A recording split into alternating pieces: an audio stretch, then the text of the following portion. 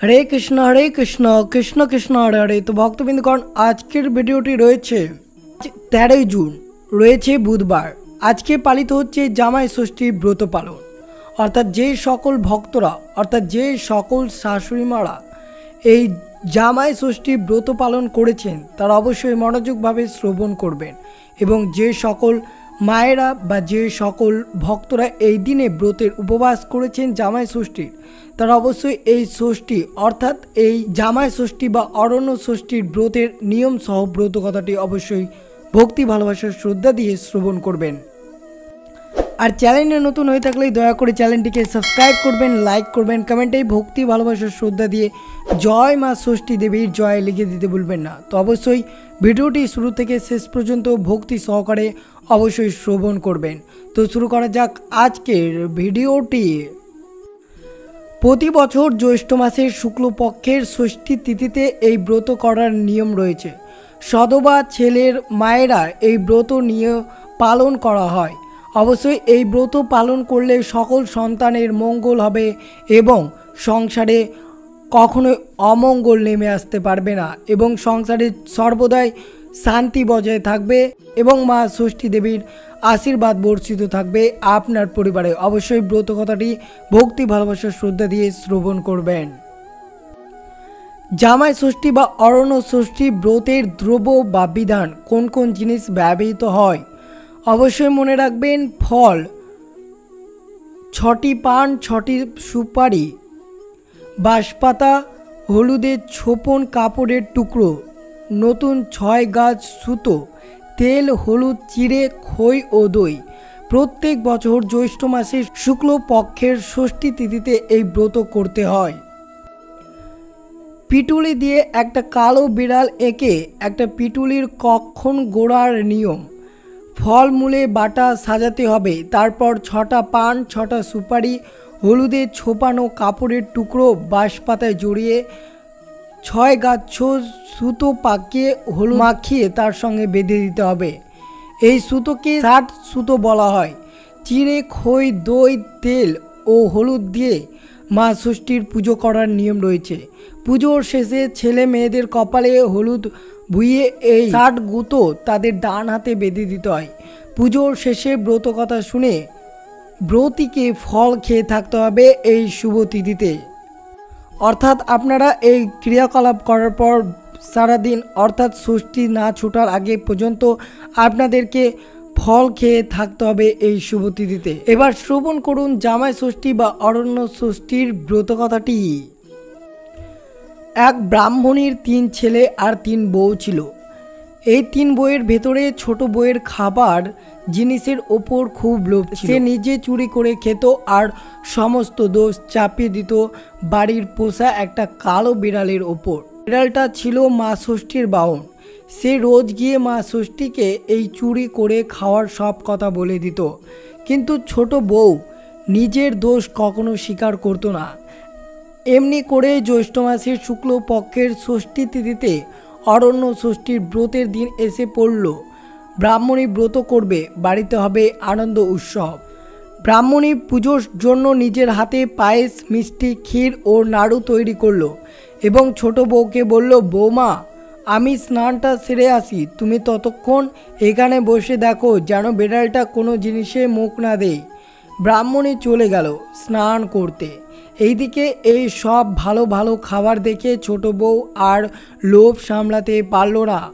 মিষ্টি, ক্ষীর, পায়েস, দই যা পারলো তাড়াতাড়ি খেয়ে নিল আর একটু দই নিয়ে বিড়ালটার মুখে মাখিয়ে দিল। এইদিকে ব্রাহ্মণী স্নান করে এসে দেখলো যে খাবারগুলো সব কে যেন খোবলে খেয়ে গেছে। ব্রাহ্মণী ছোট বউকে তখন জিজ্ঞেস করলো, ও বৌমা, পুজোর মিষ্টিগুলো যে এইরকম করে খাবলে খেয়ে গেল? ছোট বৌমা বলল, কে জানি মা, একটু অন্যমনস্ক হয়েছিলাম, সেই সময় আমার চোখে ধুলো দিয়ে বিড়ালটা সব খেয়ে নিয়েছে। ওই দেখুন না, ওর মুখে সব লেগে রয়েছে। ওই বলে ছোট বউ বিড়ালটাকে বেশ 2-4 ঘা দিয়ে দিল। শেষে ব্রাহ্মণী আবার সব নতুন করে জোগাড় করে পুজোর ব্যবস্থা করলো। এদিকে বিড়ালটা কাঁদতে কাঁদতে বলে চলে গেল এবং যেখানে দেবী অরণ্য ষষ্ঠী রয়েছেন তার কাছে গিয়ে সব কথা বলে দিল। সব শুনে ষষ্ঠী দেবী বললেন, আমি সব জানি, তুই কাঁদিস নি, আমি শিগগিরই ছোট বউকে এর প্রতিফল দেব। এই ঘটনার কয়েক মাস পরে ছোট বউয়ের সন্তান সম্ভাবনা দেখা দিল এবং 10 মাস 10 দিন পরে সে ফুটফুটে সুন্দর চাঁদের মতন একটি ছেলে প্রসব করল। ব্রাহ্মণীর নাতির মুখ দেখে খুব খুশি হলো এবং গরিবদের ডেকে দান ধ্যান করতে লাগলো। এইদিকে ছোট বউ তার ছেলেকে কোলের কাছে নিয়ে রাত্রে নিশ্চিন্তে হয়ে শুয়ে গেল। কিন্তু হায়, সকালবেলা ঘুম ভাঙতে দেখলেও ছেলে তার কাছে নেই। শাশুড়ি ও বউয়ের খুব ভাবনা হলো। তারা বেশ কয়েকজন লোক দিয়ে চারদিকে খোঁজাখুঁজি করতে লাগলো, কিন্তু ছেলেকে কোথাও পাওয়া গেল না। এই রকম করে ছোট বউয়ের পর পর 60টি ছেলে আর একটি মেয়ে হলো, কিন্তু সব কটি হারিয়ে গেল। রাত্রিতে ছোট বউ ছেলে নিয়ে শুতে, আর সকাল হলেই ছেলে পাওয়া যেত না।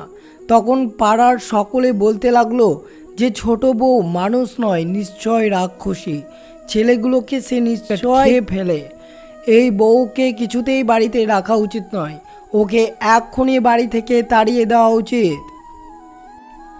পাড়ার লোকের সব কথাই ছোট বউয়ের কানে গেল। সে আর সহ্য করতে পারল না, নিজেই বাড়ি ছেড়ে একদিন বনে চলে গেল। সে বনে গিয়ে কেঁদে কেঁদে বলতে লাগলো, আমার একই হলো মা ষষ্ঠী, তুমি আমার 60টি ছেলে আর একটি মেয়ে দিয়েও সব কেড়ে নিলে কেন মা? আমাকে তুমি নিয়ে নাও, আমি একদিনও আর বাঁচতে চাই না। ছোট বউকে এইভাবে আক্ষেপ করতে দেখে মা অরণ্য ষষ্ঠীর দয়া হলো। তখন তিনি এক বুড়ির রূপ ধরে তার কাছে এলেন। তিনি তাকে বললেন, এই বন বাদরে তুমি একলা বসে কাঁদছো কেন মা? ছোট বউ তখন সমস্ত ঘটনা মা ষষ্ঠীকে খুলে বলল। মা ষষ্ঠী তখন বললেন, ওরে বেটি, আসল কথাগুলো সব লুকিয়ে রাখলি কেন? তুই যে লুকিয়ে লুকিয়ে মাছ, দুধ, পুজোর মিষ্টি সব নিজেই খেয়ে ফেলে শাশুড়ির কাছে কালো বিড়ালটার নাম দোষ দিতিস, তাতে তোর লজ্জা হতো না? সেই কারণে আজ তোর এই দুর্দশা হয়েছে। তখন ছোট বউ বুড়ির পায়ের ওপর আছড়ে পড়ে কাঁদতে কাঁদতে বলতে লাগলো, তুমি কে মা? কেমন করে আমার সব কথা জানলে? আমায় দয়া করো, তা না হলে আমি তোমার পা ছাড়ব না। মা ষষ্ঠীর ছোট বউয়ের কাতরাতে দেখে বললেন, বাছা, আমি মা ষষ্ঠী, পৃথিবীর লোক যা করে আমি সবই জানতে পারি। ছোট বউ তখন আবার কেঁদে বলতে লাগলো, মা, আমি খুব অন্যায় করেছি, আমার পাপের শেষ নেই। আজ যখন দয়া করে আমায় দেখা দিয়েছো, তখন তুমি আমায় রক্ষা করো মা, তুমি যা বলবে আমি তাই করব। মা ষষ্ঠী তখন বলল, দেখো, পথের ধারে ওইখানে একটা মরা বেড়াল পচে পড়ে রয়েছে, যদি এক হাঁড়ি দই ওই বেড়ালটার গায়ে ঢেলে দিও, সে দই জিভে দিয়ে চেটে ফের হাঁড়িতে পারো, তবে তোমার সব ছেলে মেয়ে আবার ফিরে পাবে। এই কথা শুনে ছোট বউ একটুও দেরি করলো না, এক হাঁড়ি দই এনে সেই পচা গায়ে ঢেলে দিল এবং পরে জিভে দিয়ে চেটে সমস্ত দই আবার হাঁড়িতে তুলে এনে মা ষষ্ঠীকে দেখালো। মা ষষ্ঠী ও ছোট বউয়ের ছেলে মেয়েদের নিয়ে আগে থেকেই দাঁড়িয়েছিলেন। তিনি ছেলে মেয়েদের ছোট বউকে দিয়ে বললেন, এই নাও তোমার ছেলে মেয়ে, এই অমৃত দই দিয়ে সকলের কপালে ফোঁটা দাও, আর এদের নিয়ে আনন্দে সুখে ঘর কন্যা করো। আর কখনো পুজোর জিনিস লুকিয়ে খেয়ে আমার বাহনের নামে দোষ দিও না। ছেলে মেয়েদের দূর হ, মরে যা কখনো বলো না। অন্য কাউকে যদি বলতে শোনো তো তখন মা ষষ্ঠীর দাস ও 60 বলবে। এই সব কথা বলে মা অরণ্য ষষ্ঠী অদৃশ্য হয়ে গেলেন। ছোট বউ তখন তার 7 ছেলে ও এক মেয়েকে নিয়ে শ্বশুর বাড়িতে ফিরে এসে তার শাশুড়িকে প্রণাম করলো। শেষে ষষ্ঠী দেবীর সব কথা শাশুড়িকে জানালো। ব্রাহ্মণী সব শুনে একেবারে অবাক হয়ে গেল। এখন নাতি নাতনিকে পেয়ে তার খুব আনন্দ হলো। ব্রাহ্মণী অল্প দিনের মধ্যে নাতি নাতনির বিয়ে দিল। পরের বছর জ্যৈষ্ঠ মাসের শুক্লপক্ষে ষষ্ঠী তিথিতে খুব জাঁকজমক করে ছোট বউ অরণ্যা ষষ্ঠীর ব্রত করল এবং মেয়ে জামাইকে আনিয়ে জামাইয়ের কপালে দইয়ের ফোঁটা দিল। সেই থেকে মা অরণ্য ষষ্ঠীর মাহাত্ম্যের কথা চারদিকে ছড়িয়ে পড়ল। এই ব্রতকে জামাই ষষ্ঠী বাটা বলা হয়। যে সকল মায়েরা বা যে সকল শাশুড়ি মায়েরা এই ব্রত মায়েরা পালন করলে তাদের ছেলে মেয়েদের প্রভূত কল্যাণ হয়ে থাকে। মনে রাখবেন, জামাই ষষ্ঠী মানেই কিন্তু মায়ের বাপের বাড়ি ফেরার পালা। সারা বছর টুকটাক তার আনগোনা লেগে থাকলে বিশেষ করে এই দিন জামাই মেয়েকে একসঙ্গে পাওয়া কিন্তু আসলে উপলক্ষ। হরেক রকম রান্না বান্না তো রইল, তবে সঙ্গে যাবতীয় মৌসুমি ফল, হিমসাগর, আম, লিচু, কাঁঠাল, জাম, গোলাপ জামের সম্ভার। জামাইয়ের আদর কোনোভাবে খামতি রাখেন না শাশুড়িরা। জামাই ষষ্ঠীর আসলে ঠিক কী কী নিয়ম থাকে অবশ্যই শ্রবণ করুন। এই ষষ্ঠীর ক্ষেত্রে দেশ বিভেদ নিয়ম একটু আলাদা হয়। অনেকের বাড়িতে নিজেদের সন্তানের মঙ্গল কামনা বিয়ের আগেও কিন্তু মায়েরা ষষ্ঠী পালন করে থাকেন। আবার কিছু দেশে জামাইয়ের মঙ্গল কামনা এই ব্রত পালন করা হয়। একটি ফুলের তোড়া বাঁধা হয়, যাকে ষষ্ঠীর ডোর বলা হয়ে থাকে। বাঁশের খোল, করমচা, কমলা রঙের ফুল, আতপ চাল, দুবড়া, হলুদ সুতো দিয়ে বাঁধা হয়। সেটাকে ভিজিয়ে রাখা হয় গঙ্গা জলের পাত্রে। এটি দিয়ে মাথায় জল ছেটানোর নিয়ম রয়েছে। হলুদ মা ষষ্ঠীর প্রিয় রং, এই কারণে অনেকে হলুদ ছেটানোর পাখা ব্যবহার করেন। আবার সব থেকে সাধারণ যে নিয়মটি চোখে পড়ে সেটি হলো পাখায় জল ফেলে সেটাকে দিয়ে হাওয়া করা। জামাইয়ের হাতে ফলের ঝুড়ি বা শাশুড়ি মা পাখা দিয়ে হাওয়া করছেন। এটিকে ষষ্ঠীর শান্তিভাবের আখ্যা দেওয়া হয়েছে। লোকে বলছে ষষ্ঠী সন্তান সন্ততির দেবী, আর মেয়ের শীঘ্রই সন্তান কামনায় এই ষষ্ঠীর পালন করা হয়। মা কিংবা শাশুড়ি মায়েদের নিয়ম মেনে উপবাস থাকতে হয়। সঙ্গে সন্তান এবং জামাই মেয়েরও উপোস থাকার নিয়ম রয়েছে। অনেক বাড়িতেই নিয়ম রয়েছে ষষ্ঠীর ব্রত কিংবা পুজো হয়ে গেলেও মায়েরা এই দিনে ফলহারা কিংবা দই চিড়ে খান।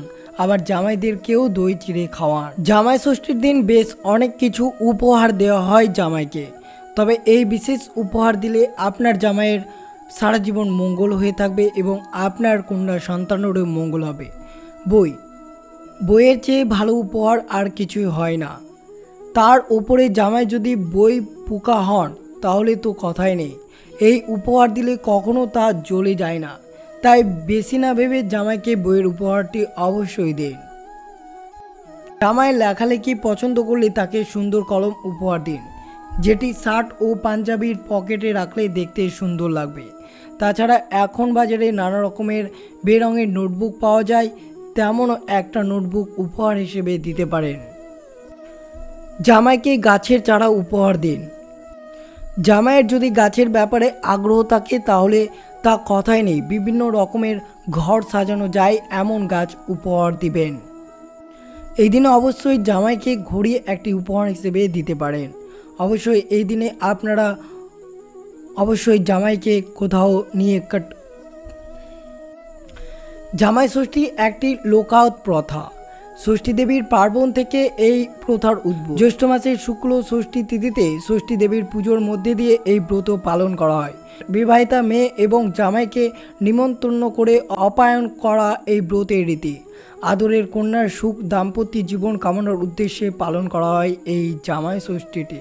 মহিলারা তাদের জামাইয়ের কপালে মা ষষ্ঠীর ফোঁটা এবং হাতে হলুদ মাখানো বা হলুদ সুতো বেঁধে জামাইয়ের কল্যাণ কামনা করে।